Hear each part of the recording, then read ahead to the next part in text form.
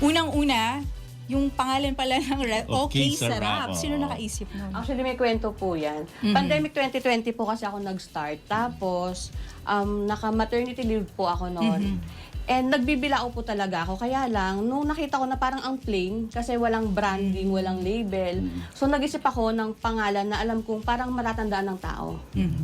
So, syempre, pag kumain tayo, parang sasabihin natin, masarap, kay sarap, yung gano'n. So, napag-ano ko siya na kasi kay yung nickname ko, Okay Sarap. So, doon na siya. Tapos, pinost ko yon agad. Tapos, ang daming natuwa. Hanggang Pero doon ako.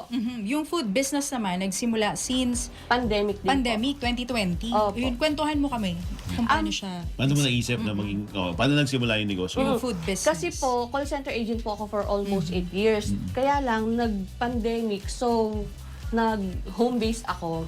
Kaya lang sobrang stress. Tapos, naka-maternity leave po ako noon. Tapos, nag-isip ako ng ibang racket. Kasi syempre, pandemic eh. Tapos po, naisip ko yung magluto ako ng unusual sa mga tao. And si cordon bleu po yung naisip ko. November po yun, tapos December, nag-boom po agad siya.